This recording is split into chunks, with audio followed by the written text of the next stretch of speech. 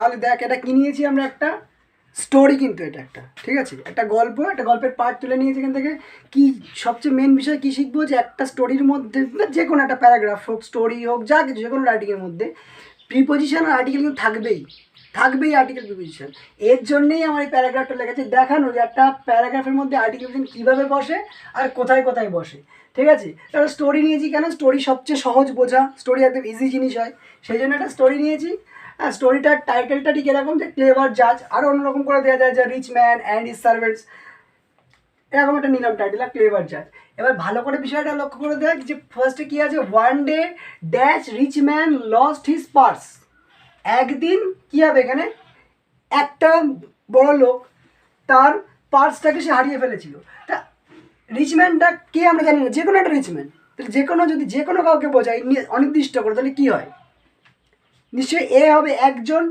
এখানে আমরা কি লিখবো, এ রিচম্যান, ফার্স্টে আমরা লিখলাম one day a rich man lost his purse, তারপরে কি লিখছে, he thought that dash purse had been stolen. এখানে দেখ, এখানে পার্স ছিল, আবার এখানে পার্স দিয়েছে, এই পার্সের কথাই নিশ্চয়ই বলা হয়েছে। তাহলে কি করবো আমরা, এখানে কি বসাবো বল, কি বসাবো, দা বসাবো, অফকোর্স দা বসাবো। কেন, কারণ এই পার্সটাকেই নির্দিষ্ট করে বলছে এখানে, তাই জন্য দি পার্স, বোঝা গেল। তাহলে কি হয়, দি কখন হয়, কোনো কিছুকে নির্দিষ্ট করে বোঝালে দি বসে।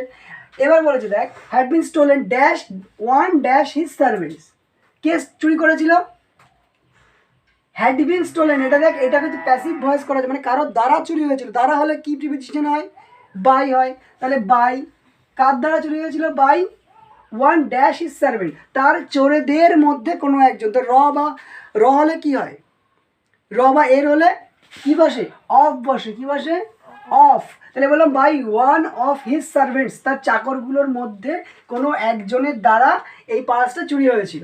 হি could not detect dash actual থিপ, say detect করতে পারেনি, মানে খুঁজে বার করতে পারেনি যে অ্যাকচুয়াল চোরটা কে ছিল। তাহলে কী হবে, হি কুড নট ডিটেক্ট, কী বসাবো, চোর, যে চোর তাকে নির্দিষ্ট করা হয়েছে যে actual, the actual thief, detect the actual thief, actual চোরটাকে ডিটেক্ট করতে পারেনি। Then he made dash complaint before, একটা অভিযোগ করেছিল নিশ্চয়ই, কার কাছে করেছিল, জাজের কাছে। এখানে কি বলবো, তাহলে একটা মানে এ, একটা মানে এ বা এন হয়, আর এ কখনো হয় এন কখনো হয়, তো আর্টিকেল বসানোর যে নিয়ম আছে সেখানে আমরা শিখবো। বাট এখানে আমরা শিখবো যে এ বা এন বা দি কখন বসে, প্রিপোজিশন কখন বসে, এইগুলো। তো এখানে কি বসবে, এ কমপ্লেন্ট, একটা অভিযোগ কার সামনে করেছিল, এই জাজকে আগে কোথাও বসিয়েছি এর মধ্যে, না, প্রথম বসাচ্ছি জাজ। তাহলে আমরা এখানে কি লিখবো, বিফোর এ জাজ, বিফোর এ জাজ, একজন জাজের সামনে, ঠিক আছে, বিফোর আ জাজ। আবার দেখ এখানে ড্যাশ জাজ বলেছি, এই জাজ কোন জাজ, ঠিক আগে যে জাজটা ছিল জাজের কথাই বলেছে, নির্দিষ্ট হয়ে গেল না জাজটা। তো প্রথমবার এই জাজটা অনির্দিষ্ট ছিল, এ বসেছে, দ্বিতীয়বার কি বসবে, দ্য জাজ, ইয়েস দ্য জাজ। সামন অল ড্যাশ সার্ভেন্টস, কোন চাকরদের কথা বলা হয়েছিল, আগে যে চাকরদের কথা বলেছিলাম এখানে সেই চাকরদের কথা, তো কি লিখবো, অল দ্য সার্ভেন্টস, বুঝতে পারছিস। But all dash them denied dash charge, all dash them মানে কি, তাদের সবাই, র হলে কি বললাম, কি হয়, of, very good, all of them, all of them denied dash charge, কি চার্জ ডিনাই করেছিল, চার্জ বলতে এই যে অভিযোগটা, তাহলে নির্দিষ্ট করে বলছে ডিনাইড দ্য চার্জ, বুঝতে পারছিস।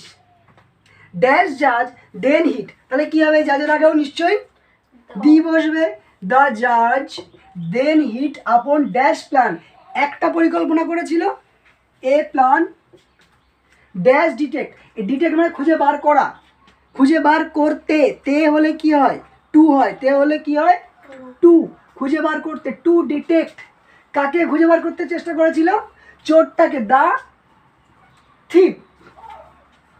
হি গেভ অল ড্যাশ দেম, সে তাদের সবাইকে কি করেছিল, he gave all dash them, তাদের সবাইকে, আবার কি লিখবো বল, অফ, তাদের সবাইকে কি দিয়েছিল, দের স্টিক্স ড্যাশ ইকুয়াল লেন্থ, সমান দূরত্বের কি দিয়েছিল, সমান দূরত্বের, আবার বলছি র, কি হবে, অফ, হয়েছে, একদম সিম্পল ব্যাপার।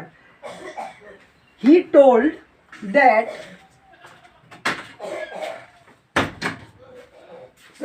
he told that সে বলেছিল যে dash sticks dash dash থিপ he told that the sticks. কেন দ্য স্টিক্স? কারণ আগে একবার আমি স্টিক্সের কথা বলেছি, সেই স্টিক্সগুলোই চোরেদেরকে দেওয়া হয়েছিল। The sticks dash dash thief কী হবে?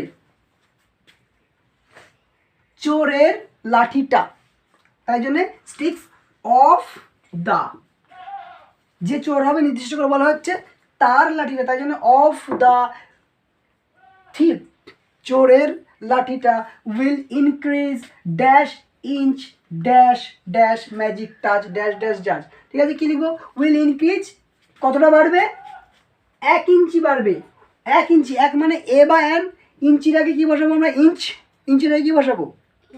An inch. আই ভাওয়েল কী বসাবো? An inch. কিসের দ্বারা হবে? ম্যাজিক্যাল টাচের দ্বারা, জাদু স্পর্শের দ্বারা। তাহলে দ্বারা হলে কি হয়? বাই। ম্যাজিক্যাল টাচটাকে নির্দিষ্ট করা হয়েছে বাই দ্য ম্যাজিক্যাল টাচ। কার ম্যাজিক্যাল টাচ? বিচারকের। সেই বিচারকটাকেও নির্দিষ্ট করে বলা হচ্ছে, তাই জন্য কি লিখবো? Touch of the. বোঝ ভালো করে, কার ম্যাজিক্যাল টাচের দ্বারা হবে? বিচারকের। আর র হলে কি হবে? অফ। অফ দি জাজ, জাজকে নির্দিষ্ট করে বোঝা যাচ্ছে, আগেই অনেকবার জাজের কথা বলা হয়েছে, সেই জন্য দি জাজ। ড্যাশ সার্ভেন্ট, এই চাকরটার কথা নির্দিষ্ট করে বলছে। কোন চাকর বলতো? যে চাকরটা লাঠিটা, মানে যে চাকরটা ওই পার্সটা চুরি করেছিল। তাহলে কি হবে এখানে? দ্য সার্ভেন্ট হু স্টোল, পার্সটাকেও আবার নির্দিষ্ট করে, সেই পার্সটা যে পার্সটা চুরি করেছিল।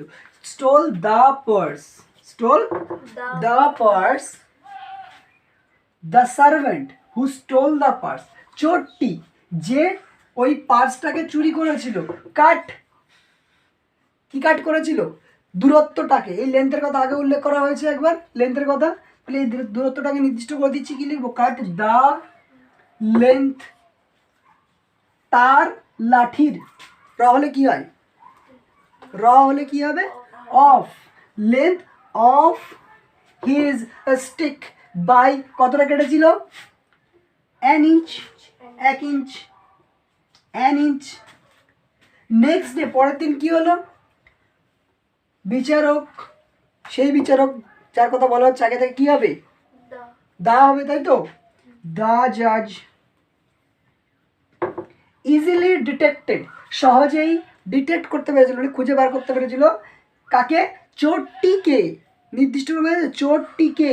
দা থিফ অ্যান্ড সেন্ট হিম, কোথায় পাঠিয়েছিল? জেলেতে। তে হলে কি হয়? তে হলে কি হয়? টু হয়। তে হলে টু হয়। তো এই সামান্য একটা স্টোরি থেকে তোরা এটা তো বুঝতে পারলি যে কত জায়গায় আর্টিকেল আর প্রিপোজিশন বসেছে। এ বসেছে, অ্যান বসেছে, কোথাও দি বসেছে, কোথাও প্রিপোজিশন অফ বসেছে, কোথাও প্রিপোজিশন টু বসেছে। এর প্রিপোজিশন অনেক আছে। প্রত্যেকটা প্রিপোজিশন কোথায় কিভাবে বসে তার আলাদা আলাদা নিয়ম আছে, তাই তো?